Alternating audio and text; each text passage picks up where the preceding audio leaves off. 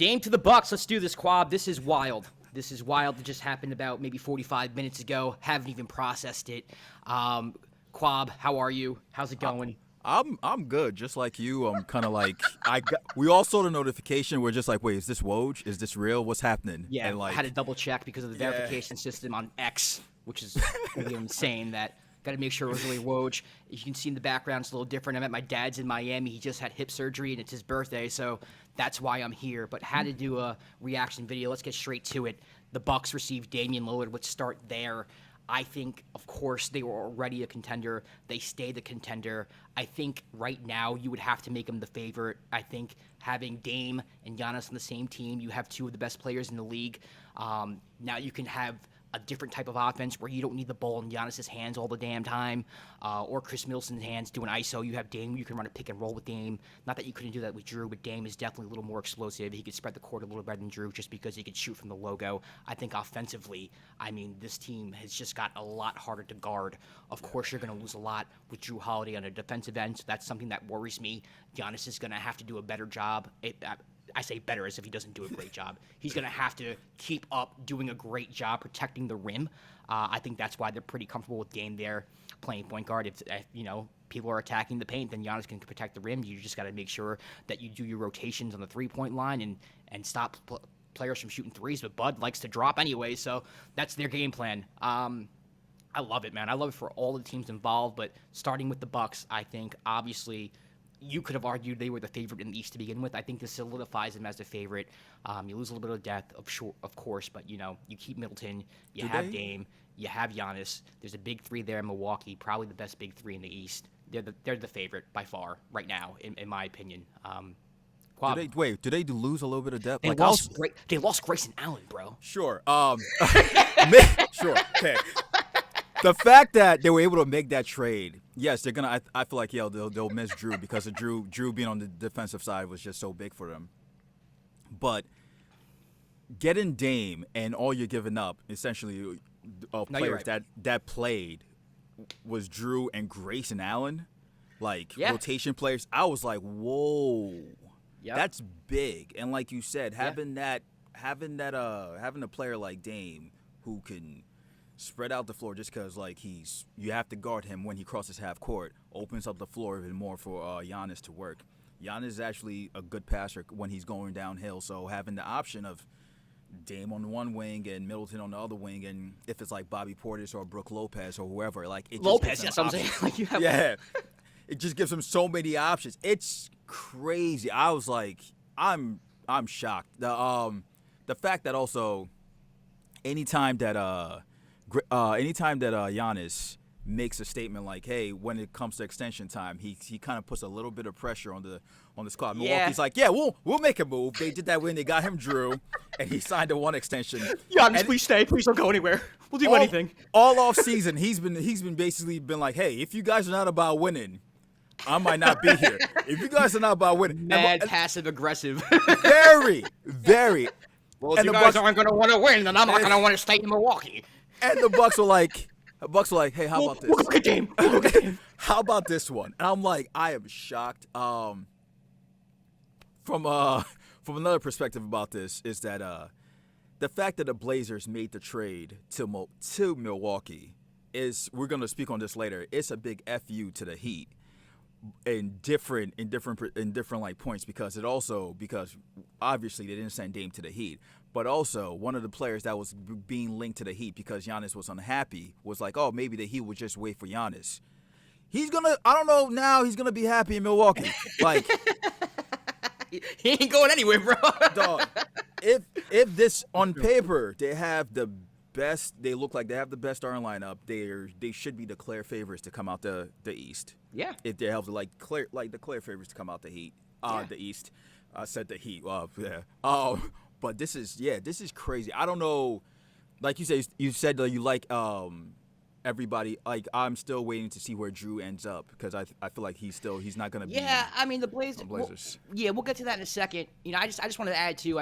You lose Jrue Holiday. Shout out to Jrue Holiday, NBA champion, probably the best defensive perimeter player in the league. So you're going to lose out on that. But I just want to reiterate, man, when you have Giannis protecting the rim, when you have Brook Lopez, I know it's weird to say, I'm not used to it.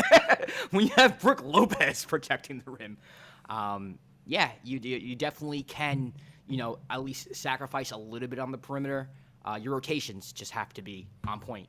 The Bucks are just going to have to rotate. The fact of the matter is Dame, and I'll say this, Dame is, when he wants to play D, like he can. I know he kind of got embarrassed a little bit on the national stage when he played for USA, had to be sat down a little bit, and he does get knocked for not playing well defensively. Him and CJ, that was part of the problem with their defensive duo.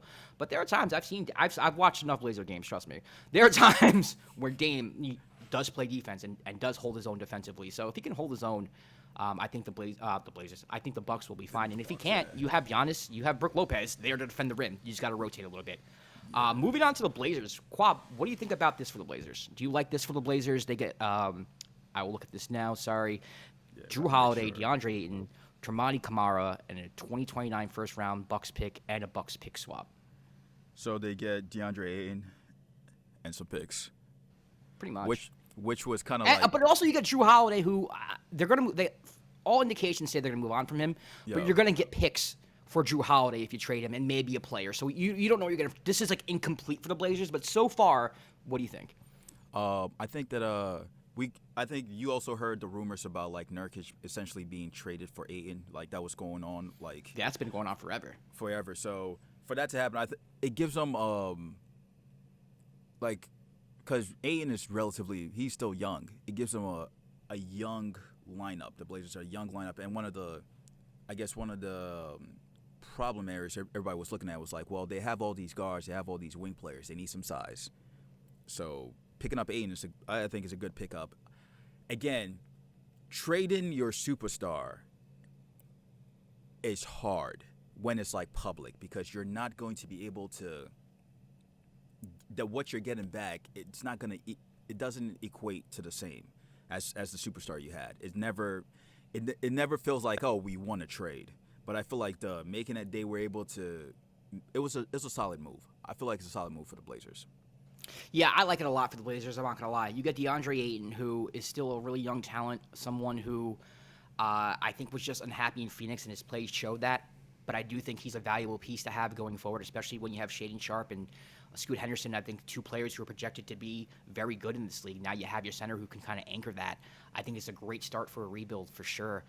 You have Jrue Holiday, who, they say they plan on trading him almost immediately. They probably will. You probably get picks, maybe a young player for him as well. Worst case scenario, you don't get to trade him. Now you have a starting point guard there who can mentor Scoot Henderson, and your team is actually not that bad. You end up giving up Dame, of course. You give up Nurk. Honestly, I feel like his time has run out in Portland anyway. There are games where he just seemed like he just took off and didn't want to play anymore. So you get rid of someone who the organization was not high on, who kind of was just on like weak footing with the organization and fans anyway. Nasir Little, who I like but has been injured for a large part of his career.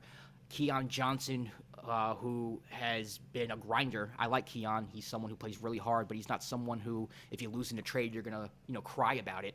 So I like this a lot for the Blazers, man, especially by the time they trade Jrue and get some assets back for him, because you can argue a lot of teams can use Jrue Holiday. Yes. Coincidentally, Miami.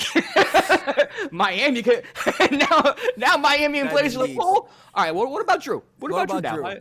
No, not you, but what about Jrue? That would be the big hero for biggest. Jrue? Can we do that?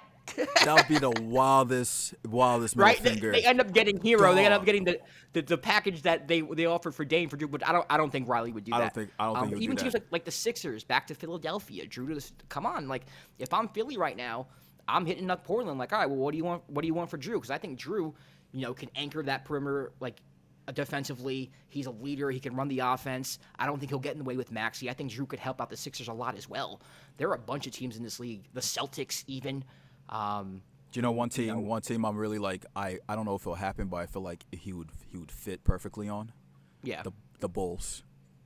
Yeah, they need a point guard. I mean, since Lonzo went down, that team with LaVine, DeRozan, they were supposed to be complete with Lonzo. That's a great point. Now you have a point guard there who can anchor that team as well. Then you have Caruso coming off the bench. You will have one of the best perimeter defenses in the whole league. Probably the best perimeter defense in the league if you do get him in Chicago. So, yeah, I love this for the Blazers. I do. I think this is a win-win-win for everybody. And I'll move on to Phoenix. I know I just said what I said about Nurkic, and there's a lot of things that I think were, I would say, less than desirable during his time in Portland towards the end. But I do think you get somebody who doesn't have a lot of pressure to score the basketball now. He could kind of play off Durant, Booker, Beal, all these guys, and get his whenever he wants. When Nurkic is involved and engaged, he is, I wouldn't say a top-tier center in this league, but he's a really good center in this league. You can make the argument that that's not what Phoenix needs right now, right? They're not going to have trouble scoring the basketball. Yeah. You're going to lose something defensively, but I do think you can address that during the trade deadline. You can get a rim protector at the deadline. You know, the one concern is maybe he gets played off the floor in playoffs with the pick-and-roll situation. You can argue that. I understand that. But you also get Nasir Little, some depth there. When he's healthy, he can hit the three ball. He's a good defender. Yeah. I like Nasir a lot. Keon Johnson and Grayson Allen are kind of similar in the sense they play really say hard. something nice about Grayson Allen. I like Grayson. Say something nice about Grayson Allen. I like Grayson as a basketball player. I do. He can hit the three and he plays defense or tries to play defense. So I just think they addressed their situation with depth. I give a lot of credit to the Suns organization for the way they filled out this roster. Yeah. There were a lot of questions going into the offseason. How are you going to fill out this roster? And I think they did a fantastic job.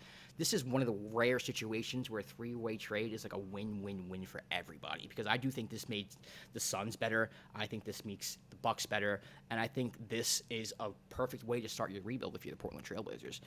What do you think about it from the Suns' perspective? Again, the Ayton trade rumor for Nurkic was very, very loud. So I don't want to say confused, but I was shocked because when we did a Suns preview and we had Aaron on, and he's like, the point he made was like their new coach was like, Vogel was saying that he basically wanted Ayton to become a defensive anchor, and he sees him. He wanted to be an NBA player. Thank you. I didn't want to say it. But he got the. I just want to make him an NBA player. I just want to make him an NBA player. I didn't want to say it because I was like, yo, that's a wild statement. But it was hilarious. But having that, like, I don't think with Ayton how he plays or how he wants to play, it was gonna be very hard for him to be basically essentially like the 4th, 5th option on the starting lineup. Just because like I don't know when he's gonna be seeing the ball when you have those type of perimeter players, and if he's gonna be happy, like maybe not touching the ball, would he still be like active on defense and still be rebounding? That was like I think that might have factored into it. So getting Nurkic it's a solid pickup. The other pieces I think are very important. Like you said, they were able to fill out your roster very well with complementary players, which you need when you have these 3 players making big amounts of money. So like you said, it could. I don't know if I don't know yet if it's a win-win-win for all three parties involved. I think it's a definite win for Milwaukee. I think it's a solid trade for the Blazers. Like, it's a great way to start to keep going with your rebuild. I still want to see what the Suns look like when it's all together. Yeah, that's fair. But I do think when you get rid of someone, and it's the same could be said for Portland, right? When you get rid of somebody who, Nurk didn't say he wanted out, but there was always some type of contention with Nurk and the fans and Nurk and the front office about like him being traded. And I think when you get rid of somebody who's standing in the organization isn't really solid, I think that's a win. Same thing with DeAndre Ayton. I like DeAndre Ayton. I'm not as hard on DeAndre Ayton as maybe some other media members or other people are. But you get rid of him, he's someone who didn't want to really be there. Let's be honest, Even though Monty's gone and Chris Paul's gone, the taste in his mouth was just bad from that organization. Pause. So, I mean, it's a good day. I think if you're a Suns fan, you should be happy. If you're a Blazers fan, you should be happy. If you're a Bucks fan, you should be ecstatic. The NBA's back, baby. NBA's back. Never a dull moment. And then now we get to the Heat culture of all this. Oh, yeah, let's talk about that. They basically were like, they were basically waiting. It felt like they were just waiting for Dame. They let Gabe Vincent and Max Strus go, who were starters for them in the finals. And it was like, Dame's coming. So a lot of Heat fans were like, they had the Dame jersey already photoshopped. And now you're like, okay, what are we doing now? Like, what's plan B? What's plan B? It might be Jrue Holiday. But listen, shout out to everyone who's not a Heat fan. You all Heat fans were annoying this whole off season, bro. Like, no. Come on, man. Tyler Hero ain't enough. What do you mean this package ain't enough? Wait. Just give him the take that. Look. The whole thing has been annoying. I think from both sides. God, so And annoying. It's so annoying from both sides. I'm not even like I understand why the Blazers fans felt the way they felt. I kind of understand why the Heat fans, but it was just so annoying to see. I just saw an IG clip of Jimmy Butler saying that the NBA needs to check the box. Tampering. Look at tampering. Like, and I'm like, yo, this is the NBA shouldn't be this funny. I keep saying, like, it shouldn't be this dramatic. It's the best. It shouldn't be this. It's the best. It's the best show in the world. It's the best show in the world, bro. The script writers are amazing. The script writers are amazing. They are amazing. And if you are someone who doesn't like the Heat, like I am, and Heat culture, bitter that they beat the Knicks, my boy. Like, Bucks, let it go. Bucks fans win. Blazers fans win. Suns fans win. We all win because the Heat lose. I am bitter. Listen, I am bitter. I don't care. And honestly, it goes back to the fact that Heat and Knicks were rivals back in the 90s, and I hated them too. And I left it alone. Fair enough. Left it alone for the 2000s. I even left it alone during the LeBron era because I like LeBron. True.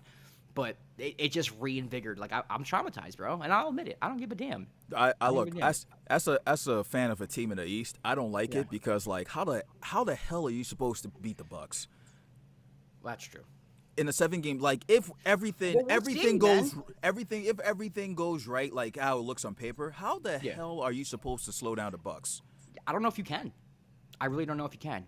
Like, I think the way to beat the Bucks off the top of my head right now is dribble penetration, kick out, 3, dribble and also you got to beat them in transition because if their defense gets set, it's going to be hard to score against them. How you stop them defensively? Good luck. I don't know.